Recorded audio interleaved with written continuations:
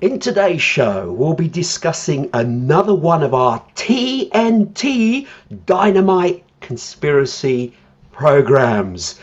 And in today's show, we discuss why do people actually believe in conspiracy theories in the first place. And now, the TNT Talk Show, daring to go where other podcasts fear to tread.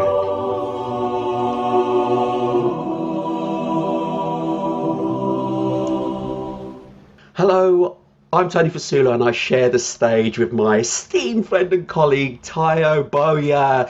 Tayo, say hi to our audience. Well, that's a step backwards.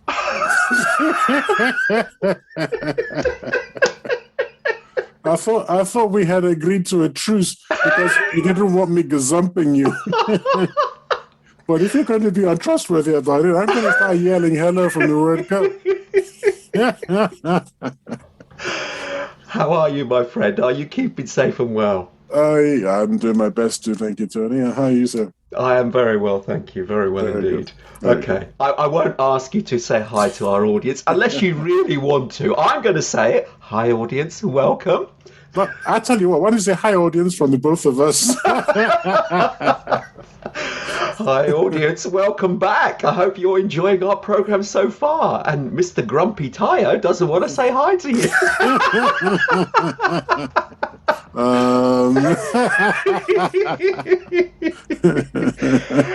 Anyway, let us get on with the show. This is another one of our Dynamite Conspiracy shows, which we started off a week or two ago. And in this show, we're just questioning why people actually believe in conspiracy theories in the first place. So, Tao, do you want to kick us off? Well, it's a fascinating subject because some conspiracies are so completely sort of off the reservation that you can't wrap your head around the fact that anybody actually believes it. The go-to here would be if I started talking about the flat Earth theory. It's just there are so many counter facts that prove the world isn't flat. You can't understand why anyone would believe it. But when I was looking into this topic, I found that there are even, if you believe it or not, there are even more outlandish conspiracy theories than that, which are held. Conspiracy theories I hadn't even ever heard of before. For instance, are you aware that a lot of people believe that Paul, what's his name again? The Beatles chap. Paul McCartney. Paul McCartney died in the 60s in a car crash. Paul McCartney? But he's done songs. He's been, I mean, his wife didn't say anything. She seems to be having all right with it. Yes, exactly. And maybe that's not even the most outlandish of the conspiracy theories concerning the Beatles. So Paul McCartney apparently died in a 1966 car accident and was replaced with a lookalike. But then there's a further theory that actually the entire group was replaced with lookalikes.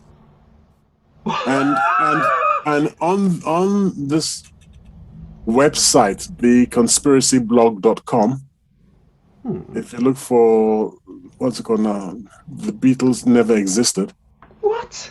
Well, if you find that, so theconspiracyblog.com, I'll link it in our Facebook page. I'll put a link to it in our Facebook page.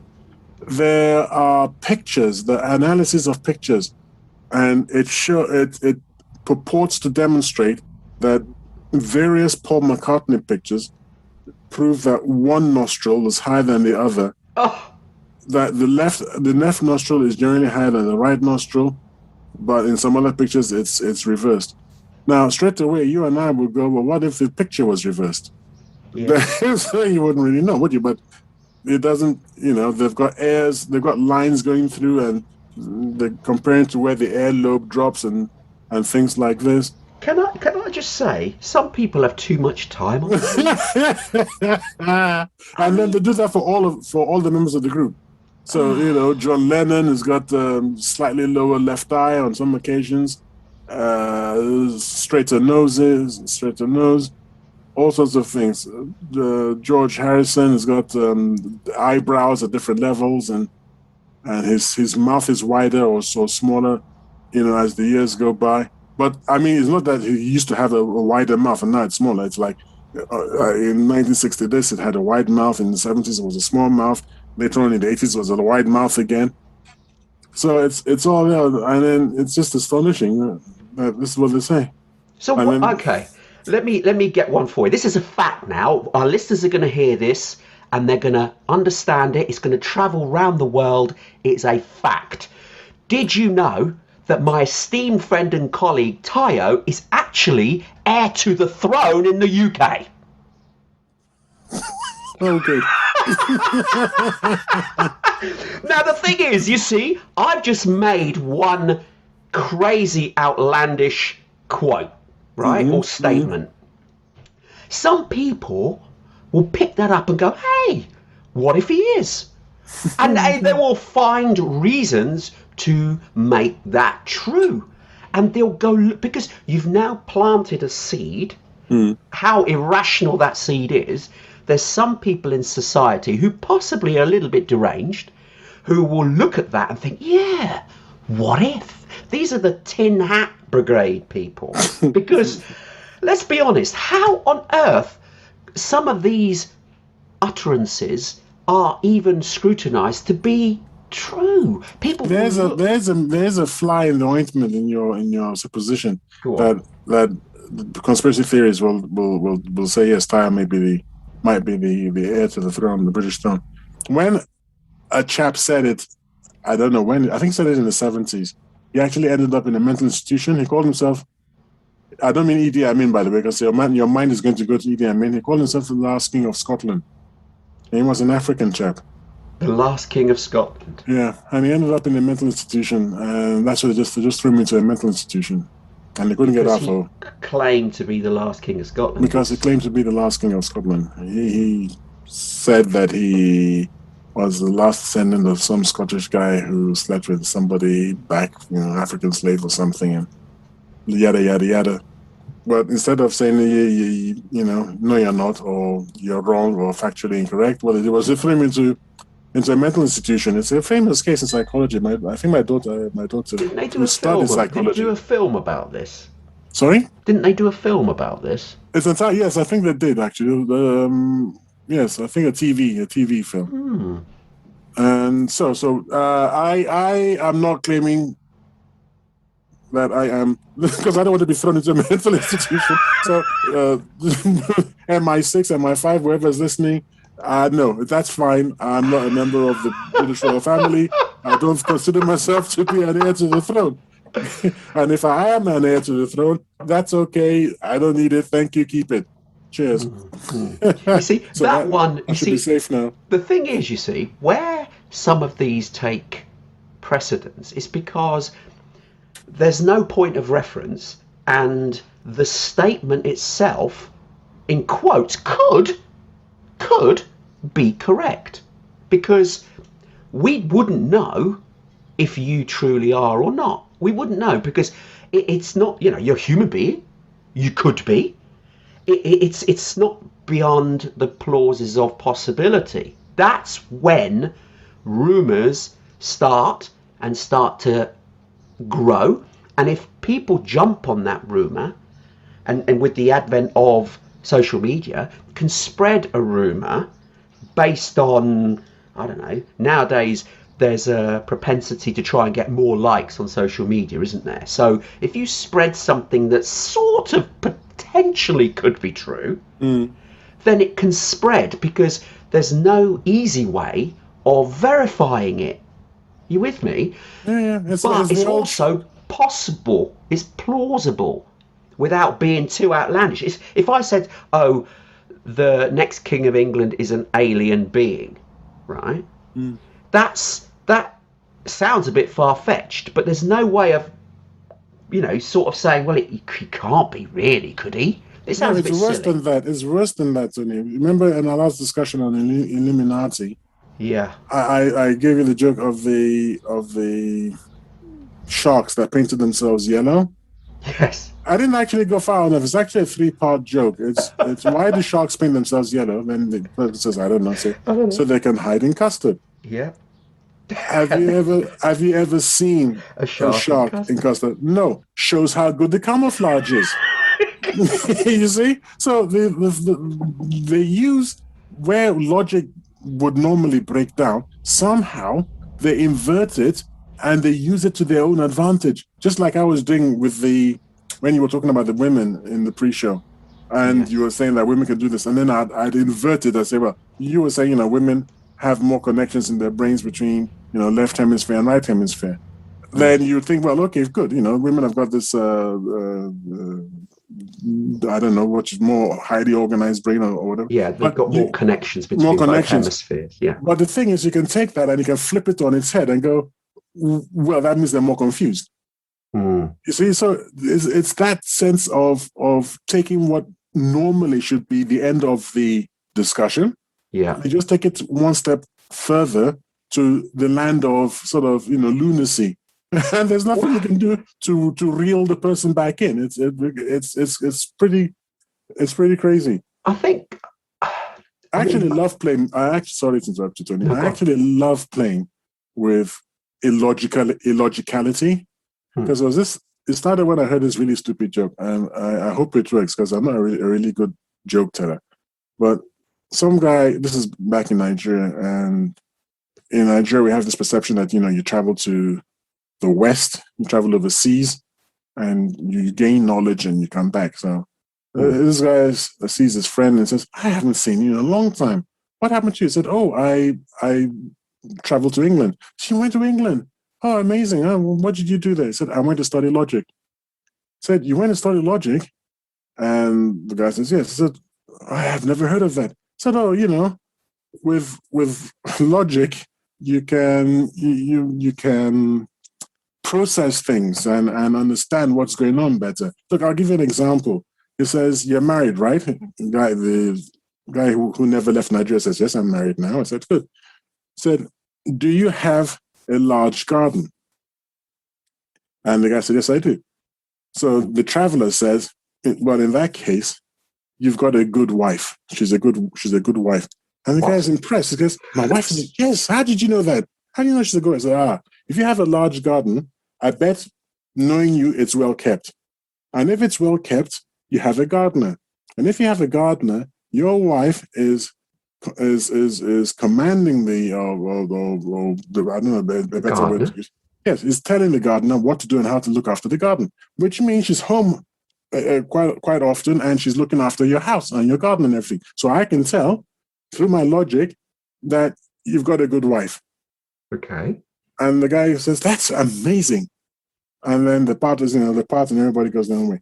Now, this guy who stayed behind, he meets another one and says, do you realize that Emmanuel is back he traveled to the UK and he came back. And when he went there, he learns about something called logic. And the guy is talking to says, "Really? What's that?" He said, okay. You know what? I'll show you. You recently got married, didn't you? Yeah. The guy said, "Yes." He said, "Do you have a large garden?" The guy goes, "No." He says, "Oh, your wife is a prostitute."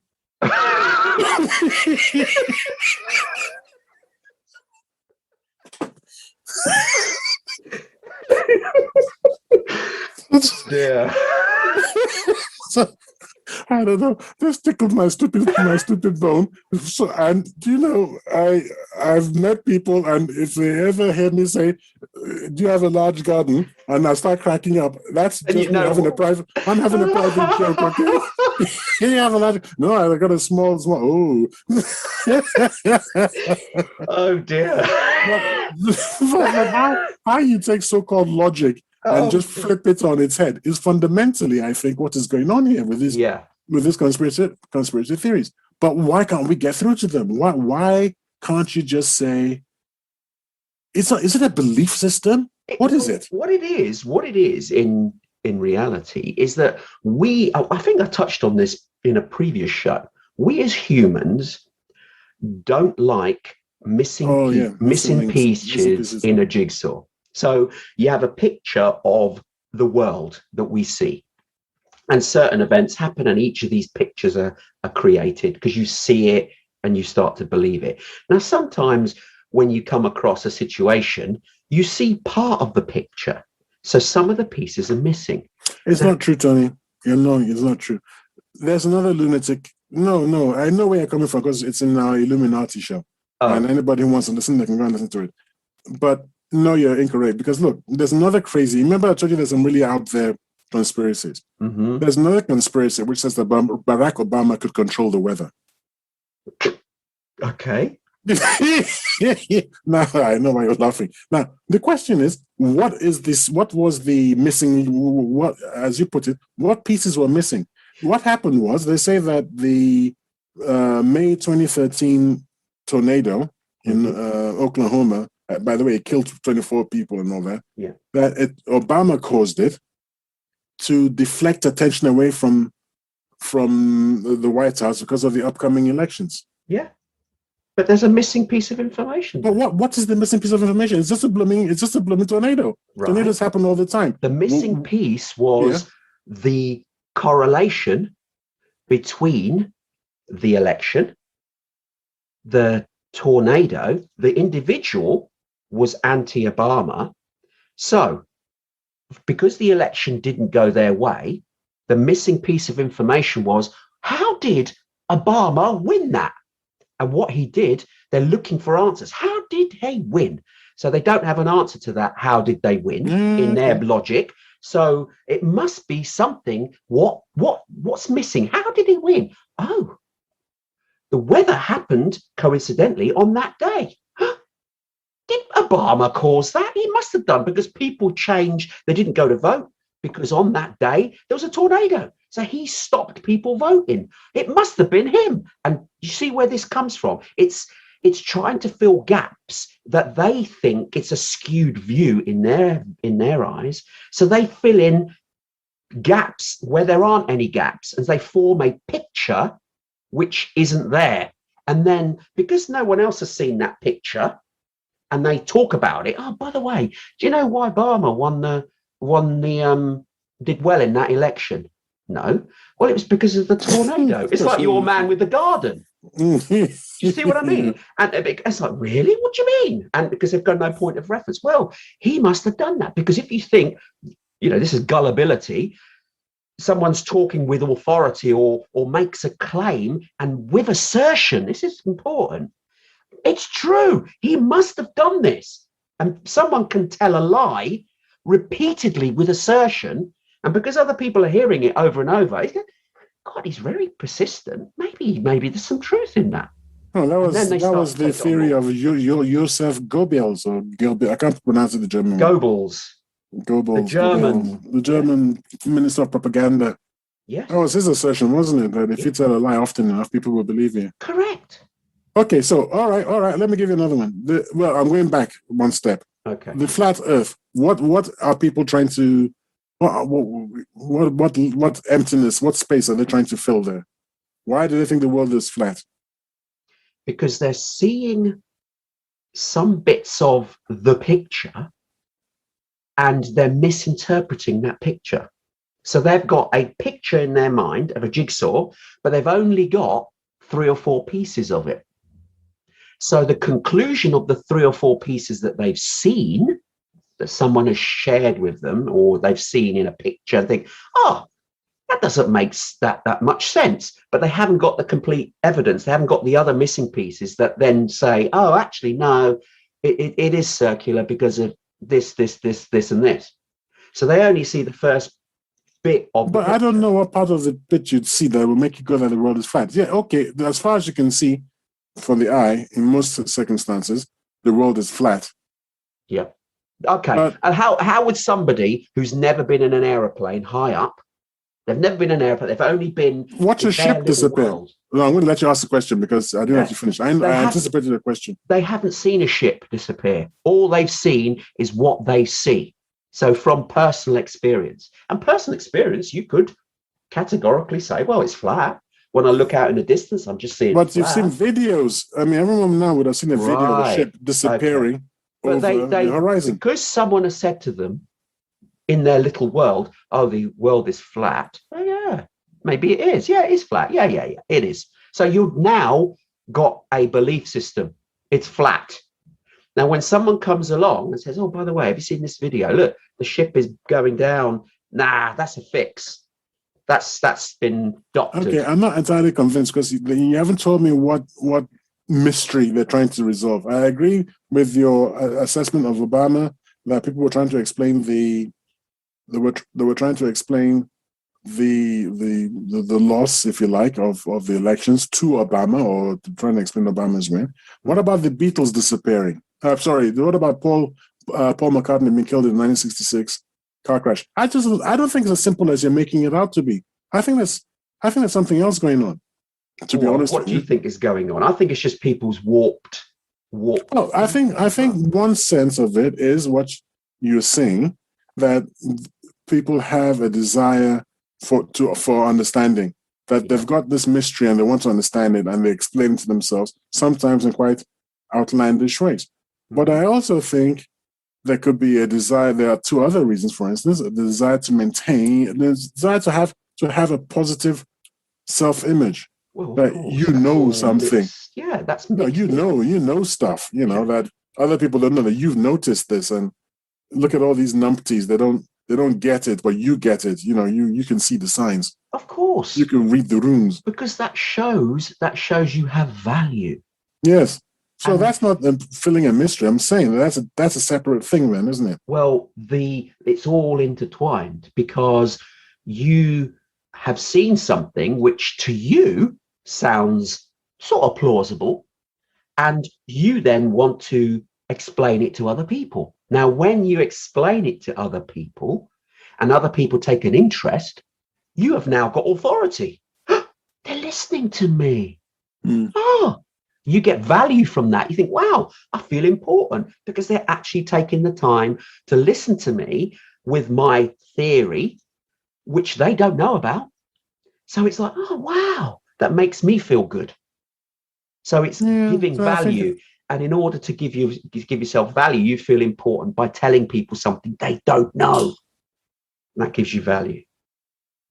There's that. And then there's the third one, which I would say is a desire for control.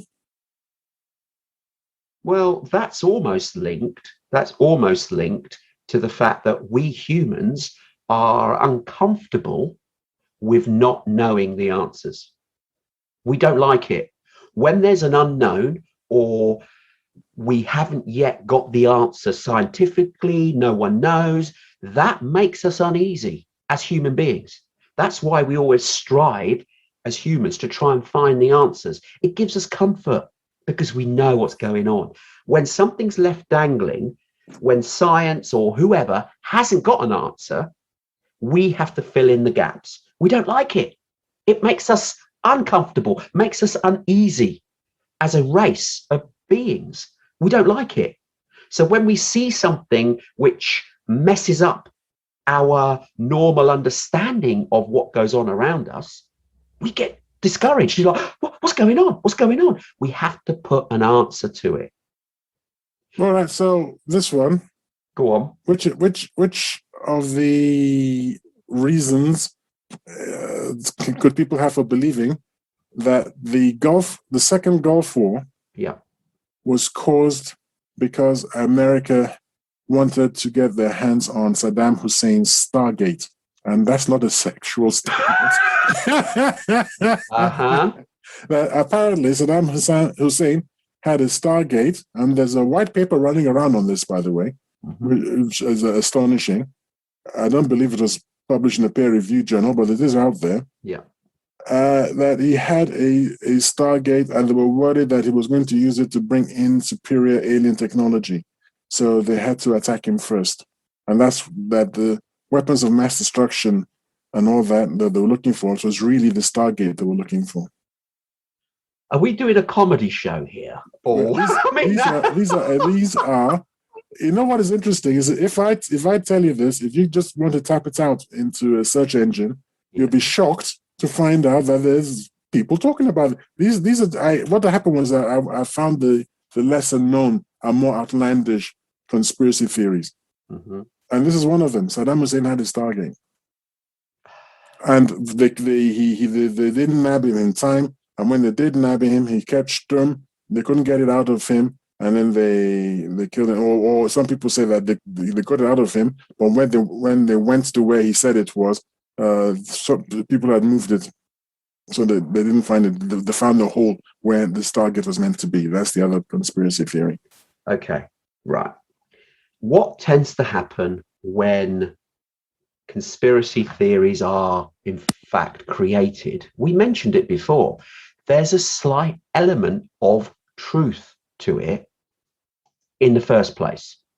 And what happens is it's the third stage. We touched on it before. It's the third stage that is the leap.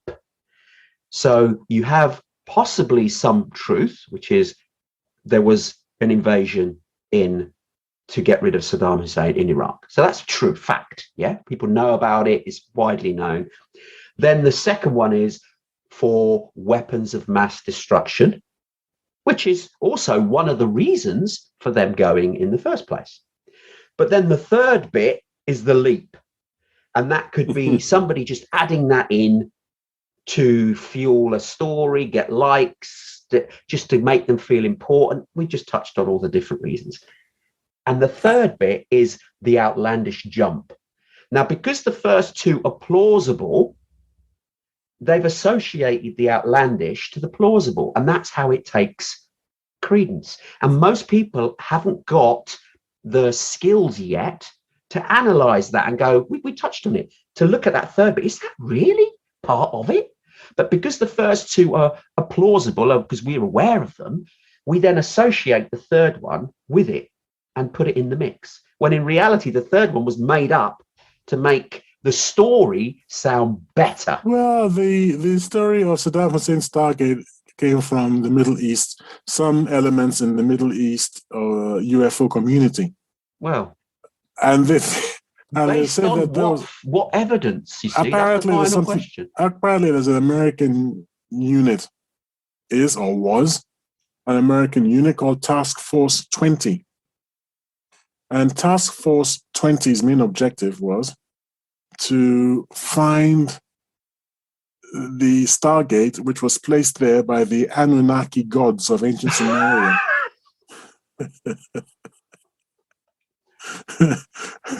When Nibiru, which is an alleged 12th planet, is closest to the Earth. You got to ask, man, seriously, you've got to ask, how do you guys breathe? Because it takes intelligence to take your next breath, man. Okay. Okay, look. And by the way, this is an Australian man. I don't even know how I got involved in it. This is Dr. Salia, Salia. And he's got his master's in arts from University of Melbourne and his doctorate in Queensland. And it's like I said, there's a white paper. You can't believe this. There's a white paper running around. It's been published. Okay. And you can look for Dr. Hang on, I got to read this properly. It's not S-A, what did I say? S-A-L-I. No, it's not S-A-L-I-A, sorry. It is S-A-double-A. Dr. Salah's Iraq Stargate Theory. Dr. S? A-L-L-A. Dr. Salah. Salah. Yes.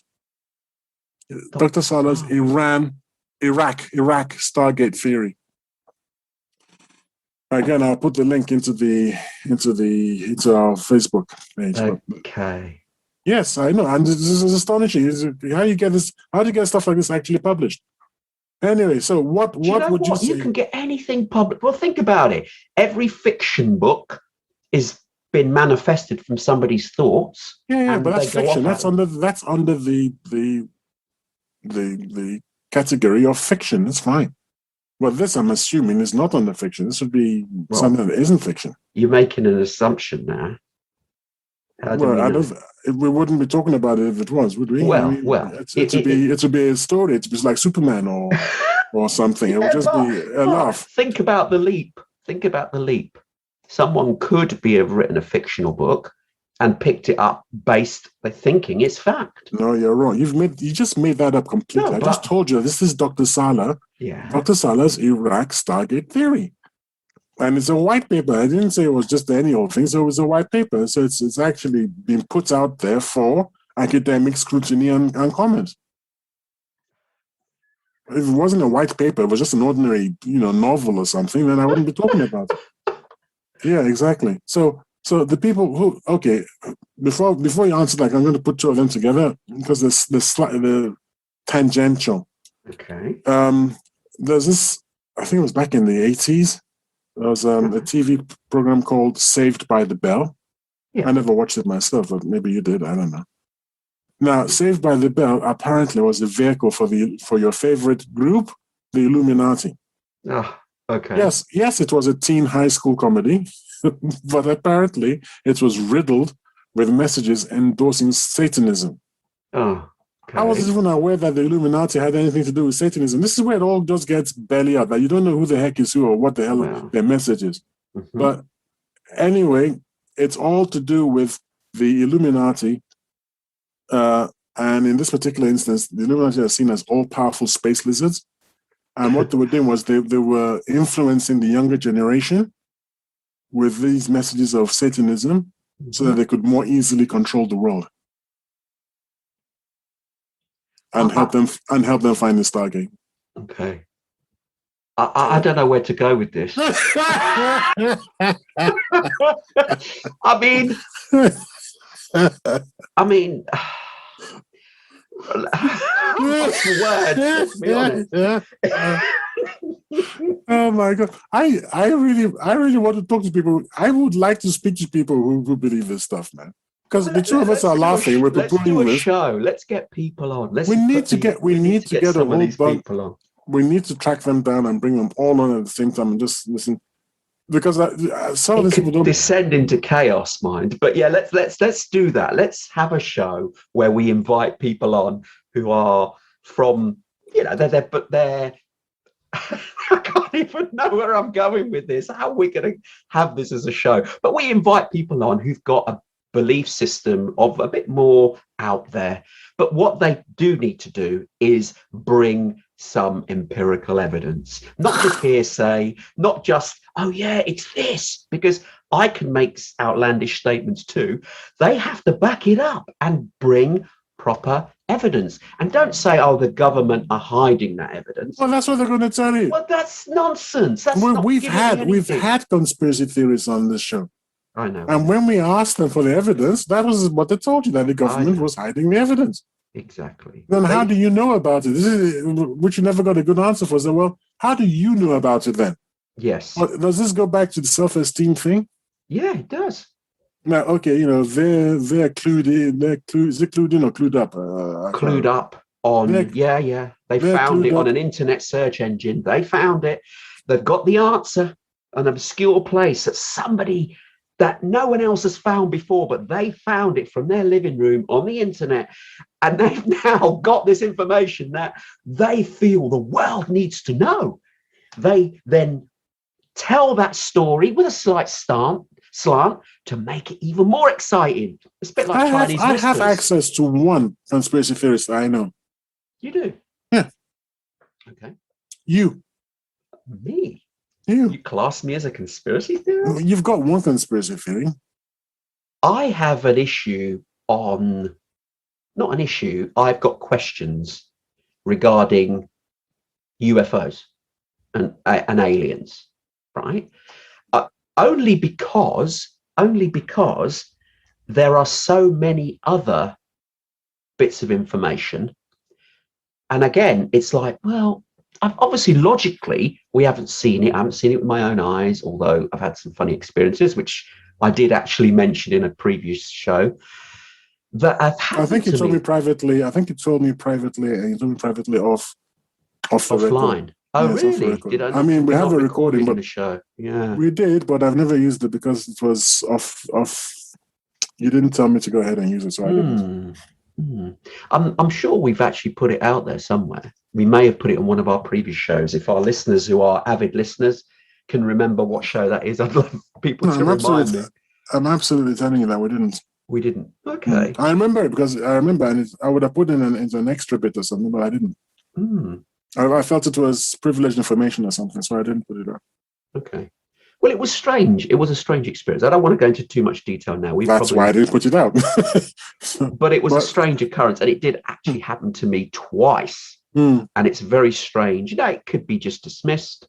I won't bore our listeners with it because that's for a subsequent time. But it's something that happened which was very strange. And that, to me, made me think twice, what the heck was that? So, there was no simple answer at the time, and there still isn't an answer. But that then doesn't make it alien, does it? It's just there was no answer. So again, I could practice what I'm preaching. I should be thinking, well, there's just no answer to that at this present time. I've got to then think otherwise. But then again, we've seen really weird stuff happen, and there's video evidence of it, which is even crazier, which hasn't been doctored. It's been proved it hasn't been doctored, of really, really strange occurrences which are totally unexplainable and been seen by fighter pilots, for instance, who documented it. We've got astronauts. Armed forces, members of the armed forces, astronauts. Astronauts, one, I think a couple of them have been explained entirely satisfactorily. The black satellite, for instance, that's been explained. For the benefit of our listeners, what we're talking about, the Black Knight satellite. The Black Knight satellite. Is a satellite that was discovered in space. Initially, it was actually discovered in the 50s before anyone had actually put stuff up there. So it was supposed to be described as debris from a ship of some sort, of a man-made ship. However, it seems to appear at certain times of the year and has been there many, many times. And apparently they've flown high altitude planes to get a closer look at it. And every time they do, it disappears. So that's a bit strange. It seems to be, it seems to be, when I read up on it, and a debunking website, I believe it was Snopes.com, which is a website for debunking these things. The issue is that it seems to be well understood and well fitted to a piece of debris of a Soyuz, Soyuz, Soyuz spacecraft that the Russians put up. Obviously, the Russians put it up in secrecy. In those days, the space race was very early stages, and these things were highly secret. And that was a debris from one of the early vehicles, and they can take the shape of the thing and show where it would have come from a Soyuz craft. So a question about that, though, is why has it now not burnt up in the atmosphere? Because it's not in outer space; it's actually in our atmosphere, and that's. I thought it was falling into our atmosphere, and it's going to disappear soon. Sooner or later, it's going to burn up. I thought it was falling into it. It didn't start. It started out outside of our atmosphere, but it's headed towards it. It's degrading, basically. That's the expression, isn't it? It's degrading. It's coming into. This is the gaps in the explanation, you see, with this particular story. There's people that are finding an answer and say, yeah, it's this. But actually, that answer hasn't been corroborated. It's just a theory as to what it is. Yes, but when you use whose law now? Occam's razor? Is it Occam's razor? Yeah.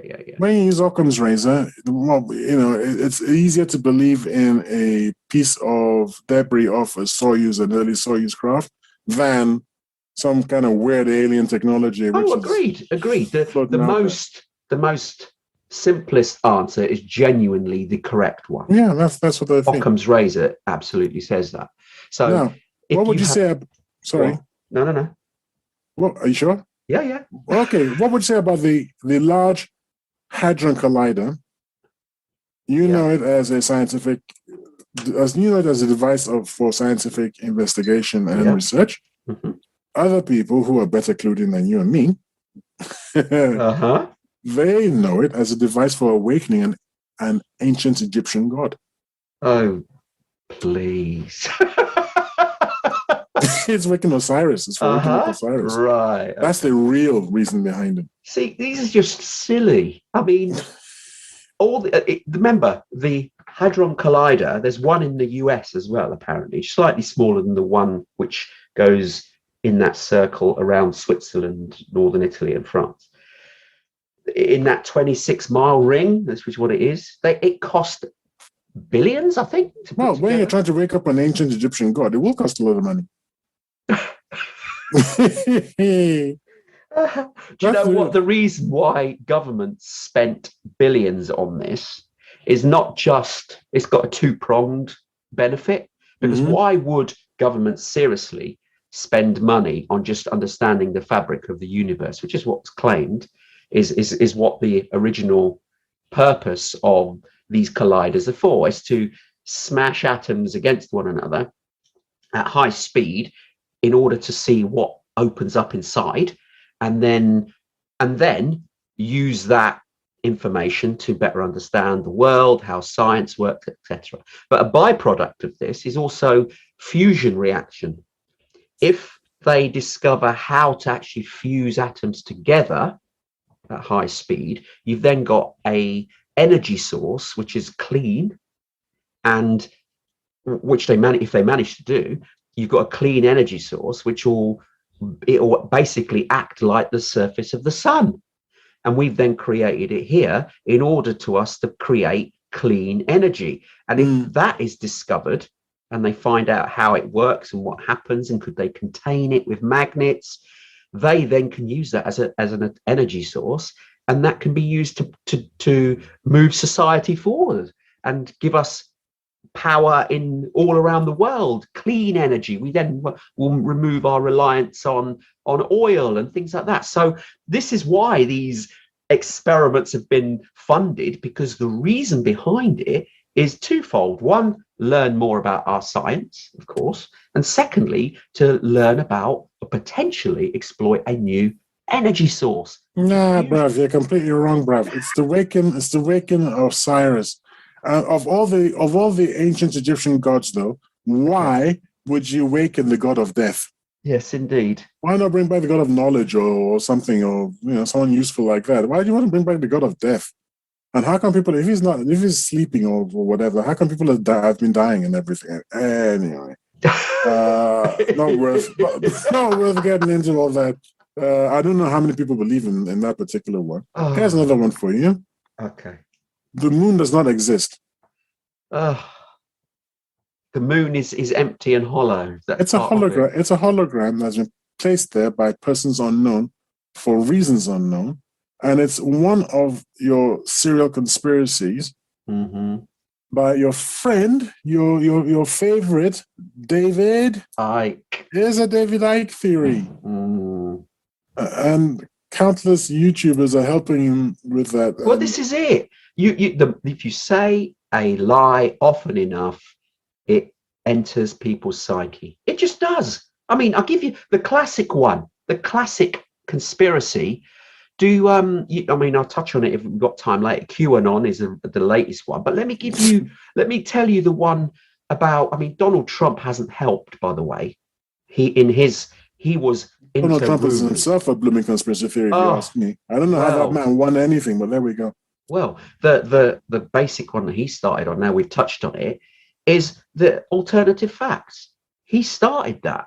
Oh yeah, it's alternative facts. Hang on, a fact is a fact. How can you have an alternative fact? But it's now entered the psyche of people. People believe that could be the case. Oh, it's not. If that rumor is not true, no, that's an alternative fact. It doesn't correlate with what I believe in, because we've said it before. Once someone has made an opinion and it becomes part of their belief system, to change that is so difficult. It's so difficult because you have no other reference point initially. So that's when your thought process is formed and you start to believe it. And if you then see and hear other people that follow the same lines, then that reinforces your point of view. Then when someone left field comes with some evidence to say, well, unfortunately, what you've believed all this time is actually wrong, you will look and find every means at your disposal to disprove the facts and say, no, that can't be right. Nonsense. I believe this. All my friends here, my circle, they all believe it. So you're wrong. Do you see what I mean? So even when irrefutable evidence, empirical evidence is presented, you still will not believe it. And that's because the rumor, the conspiracy has planted itself early doors. It's been reinforced by other people who believe a similar thing, and then to remove it is now gone. It's no So it'd be a great chance. idea to get David Icke onto the show. Oh, it'd be wonderful if he'd come on the show. Why don't we reach out to him? Let's get him on. Let's ask him. Yeah, David, if you're listening now, please come on our show. The moon doesn't exist. It's quite intriguing. Indeed. So that means the space program was a waste of time. So the Apollo people never went. What about the Chinese people who actually tried to build a moon base there? Well, if he's saying it don't exist, so the Chinese are lying as well. Yeah, indeed. Then the Russians, planet is lying. That's the Russians right. are lying. Yeah. Everyone is lying. I mean, the moon is quite odd compared to other planets in our solar system, because the way that it's got into an orbit where we only see one side of it, because the moon actually doesn't spin. So it's constantly facing us. So it is unusual in terms of the other planets. And guess where the Chinese are building their moon base? On the far side. Yes, on the far side of the moon. Yeah. There's something they don't want us to know about. no, I'm not kidding. I mean, there is something they don't want us to know about. On the dark side of the moon, which is the dark side of the moon. But if they're satellites, which there are, surely the satellites be able to very easily see. Yes, if you do search, there are probes that have taken photos of the dark side of the moon. Yeah. So there's nothing on there. So I'd have thought it was a waste of time trying to hide it, because I don't believe the Russians and the Americans, for instance, or even the Indians who are really worried about the Chinese, I don't see them letting it go. I don't see them just saying, Did you know that the moon obviously does, as part of its spin around the Earth, moves slightly further away and closer during certain periods of its I've never heard about closer. I've heard about slightly, only slightly. It comes closer every year by a half a centimeter or something. But the net direction of travel is away from Earth. No, that's what keeps it. There's something that keeps it in its geostationary orbit. That where it is, it's receding. The moon is receding from the Earth. I think it was 1.3 centimeters per year, but I'm gonna have to look that up for you. And but isn't there something on the moon itself that NASA can measure the distance? They reflect off it. Yes, the left. Yeah, and it's not just NASA. Anyone can do it, actually. Forbes, www.forbes.com. The moon is moving away from the Earth. Eventually, it will be gone altogether. Not in a lifetime. It's moving away at around 1.5 inches per year. Okay. So there we go. Yes, I didn't know it was moving away from the Earth. And yeah, from that point of view, if you reverse it and say, well, how long ago would it have been in contact with the Earth if it was a uniform rate of velocity or something? Yeah. You can estimate when it should have been in contact with the Earth. But for various reasons, we don't believe it was ever in contact with the Earth, because the material of which the moon is made is very, very different from the material from which the Earth is made. As brought back by the Apollo space mission, it's just not the same kind of material. Okay.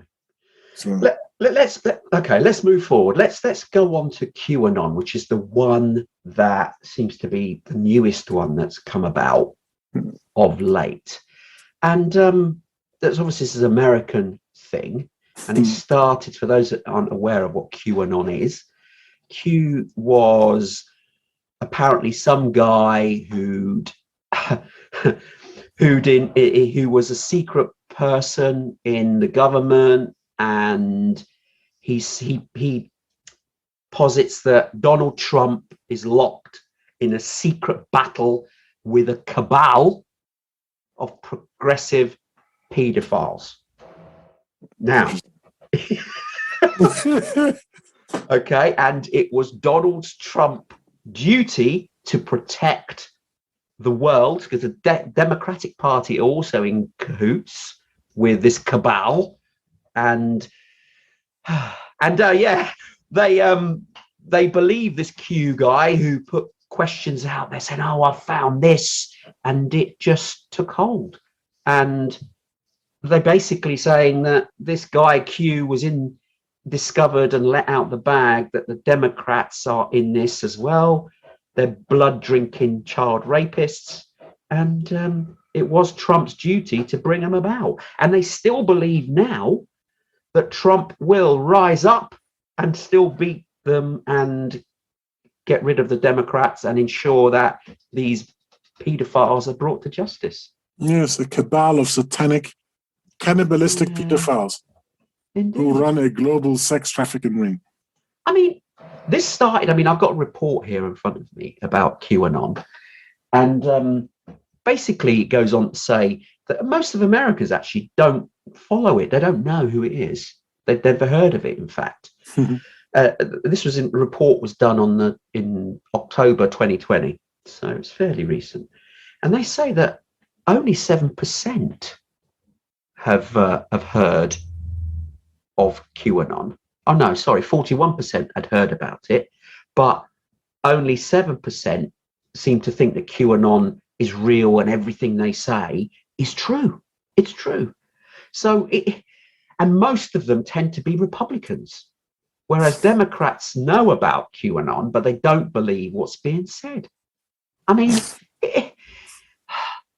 It's where they're looking for hope, looking for a different narrative that then helps their cause, helps them move forward. So they're grasping for solutions, thinking, oh, well, there must be a reason behind this. And it does beg a belief where people don't question what they are hearing. They take it on face value. And social media has to be blamed for a lot of this, because social media is very quick to allow a particular viewpoint and people just share it, because if you share it and you get likes, then people like you. You're associating with a tick on social media as a like, and you think, yay, people like me. So if you discover something which somebody has sent you that is mildly plausible, but you think others will benefit from seeing, you'll spread it. And that's how it originates. And the way the algorithms of social media work is, if someone's spreading something and it gains popularity, let's continue to spread it. Let's show it to more people. And so more people see a rumor, more people see a conspiracy, because conspiracies and rumors play with our emotions. And if something is triggering your emotion, not really. It's too boring. QAnon is. It's boring. It's all very state. Of far more interest is that Jay-Z, or as the Americans would say, we would say it's JZ, is a time-traveling vampire. Oh. Because there's a picture of him from 1939. What? There's a picture of JZ or Jay-Z, I suppose. He calls himself Jay-Z, so I really should call him Jay-Z. Jay-Z, yeah, American. Yes, 1939. And it's very, very simple to find this. Just Google it and go to images, and you will see that there is somebody who looks really like Jay-Z.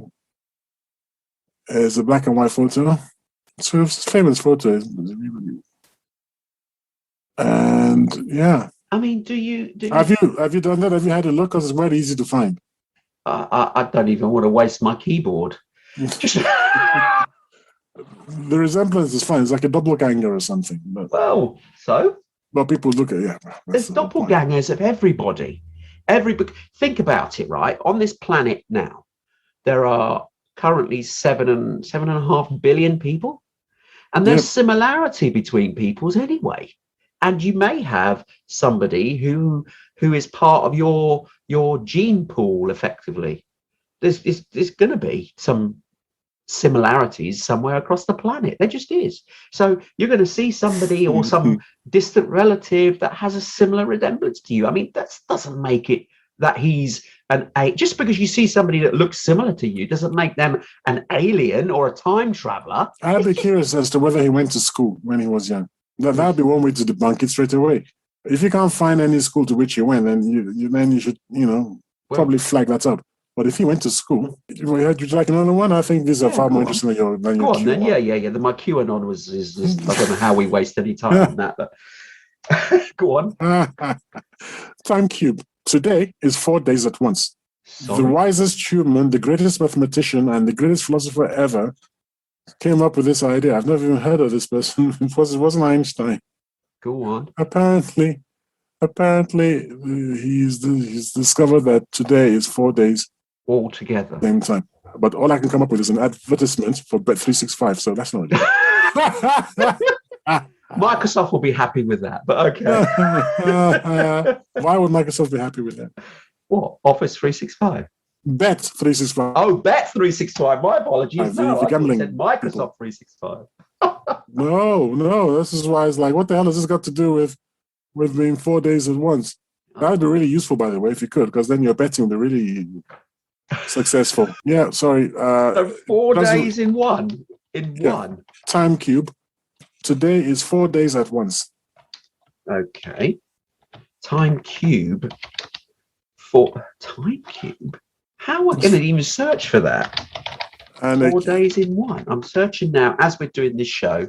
It was a self-published outlet for Ray's theory of everything, also called Time Cube, which polemically claims that all modern sciences are participating in a worldwide conspiracy to teach lies by omitting his theory alleged truth that every day actually consists of 4 occurring simultaneously. I've got a sigh there. There was a guy called Otis Eugene Ray, Mm-hmm. and he is self-proclaimed wisest man on earth, greatest mathematician ever. Right. You remember when we were saying that it's for self-aggrandizement? Yeah. Yeah, I think that's a slam dunk there. I think that's a slam dunk with that one. I don't think we need to trouble ourselves any further. Oh, this is an old one. I mean, I've got to read this out. I mean, this guy who you just mentioned, who claims about this time cube, his name, do you say was Ray Otis Eugene? Eugene, yes, Yeah. Eugene Ray. This is his words. He describes himself as a godlike being with superior intelligence who has absolute evidence and proof of his views. And he says academia have not taken time cube seriously. They're too stupid to take it serious. Is that it? Well, his genius is too far above them, and they can't comprehend. Can't it.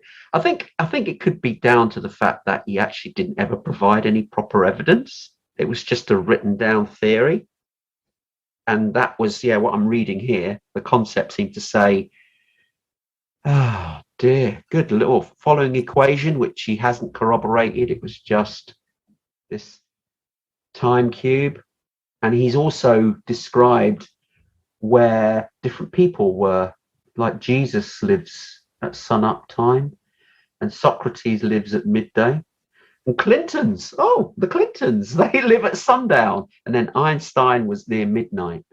I wonder if he's friends with David Icke. Oh boy. Well, no, he's passed away, unfortunately. Oh, that's a shame. Indeed, he passed away in 2015 at the age of 87. Oh.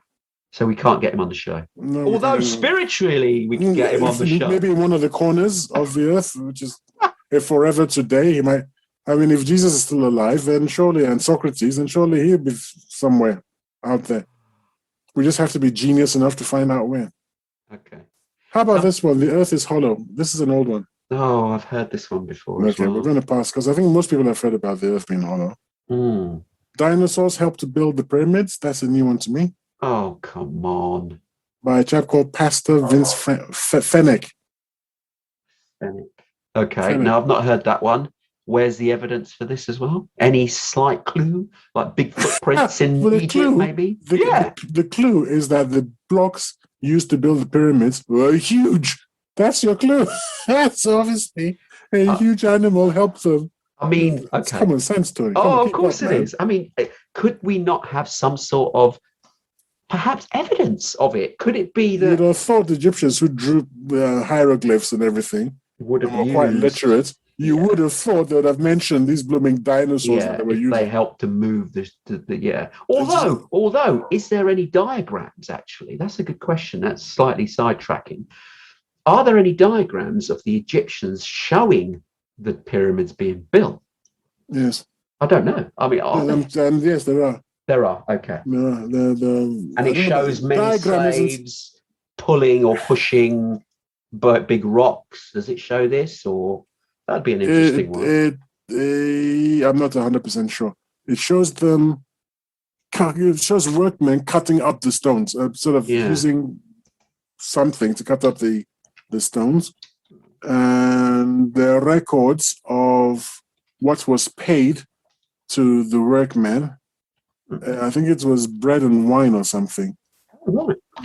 Well, yes, they were mostly paid, or something, and where they lived and things like that. So there were records, but specifically about the stuff for building the pyramids, no, I don't believe so. And the reason, I suppose, would be that those would have been state secrets in those days, because that's where the king's chamber would have been. If you got a hold of those diagrams, you might have been able to find the king's chamber. So I'm sure they were destroyed upon his death, or even upon the completion of the pyramids. It wouldn't be something that the head honcho would let out of his sight. Oh, okay. Because if you could find the king's chamber after he was dead and buried, you'd make yourself a mint. Oh, wow. There's some papaya. Did you read about this? There is talk. We digressed slightly. That there's some papaya. I can't even say that word. That they found, which describes in detail the Great Pyramid construction, the Great Pyramid of Giza. So that was in 2013. They've discovered a cave with some papyrus fragments, and they could see that it actually highlighted some of the food that they brought. Yes, I remember the bits about the bits about the food and all that. I wasn't aware that they mentioned the construction. Yeah, it looks like the constructed workers, and it reports. Not the construction, the breaking up of the blocks and whatnot. I remember the point about that, because a lot of people were saying, how were they able to break them up so accurately, so that everything fits so well? They were saying that even I don't know, but the limestone blocks were exhumed at Tura, which were used to cover the pyramid's exterior. They were transported by boat along the Nile. That's right. And a system of canals to the construction site, and it took the journey 2 or 3 days to transport this stuff. So it seems to imply that that's how it was made as a construction project. So clearly they had a lot of slaves. The pyramids used to gleam because they were covered in this slate or marble, whatever it was. But over the centuries, people just went there and helped themselves to it and took it back home. Yeah, which is a shame. So it's a shadow of its former glory, and I don't think the different government has any plans of rebuilding, which is again another shame. But I think we're getting to the point where I'm going to have to give you just one last one. Okay. Well, I'm reading just to let you know. It doesn't mention on your earlier point. It doesn't mention any dinosaurs. Yeah, what a shame. You can imagine T-Rex sort of lending a hand. Yeah. But apparently not, no. Okay. Okay, this last one. Yeah. Siri can predict the apocalypse. Siri? What do you mean, Siri on the Apple iPhone? Yes. What? Apparently, it said, when asked in 2013, what day is the 27th of July 2014? Siri's cheerful answer was the opening of the gates of Hades, also known as the end of the world. And this was when? This was the 27th of July 2014. And it said the date was? That was the date. That was the date of the end of the world. It was the 27th of July 2014. But we're in 2021. Yes, well, there we go. So, so something has happened, and it's up to the conspiracy theorists to explain what happened and why Hades remains closed. Well, there's loads of religions, unfortunately, some of the older ones, and the myths that came from there they're always predicting doomsday. They're always predicting the end of days. There's so many throughout history, religions, they all mention it. And it's some distant date in the future that they profess to have seen and what have you. Now, one of them could be right, but how can they all got different dates? If they all had it right, they'd all come to a similar date, would they not? Why do they all then come up with different dates? Do you see what I mean? So Yeah. it has no correlation. Which one's right? And therein lies the problem. They're all man-made, and it's all constructed from within our own minds. And a lot of these theories, a lot of these conspiracies are all fabricated with perhaps a slight truth in the beginning, but like little stories that were told over the fire, in the olden days where we had a fire, we had all the children round, all listening intently to maybe an adult recounting a story. Now, what happens? That child takes that story away with them and recounts it as they get older. But our minds change.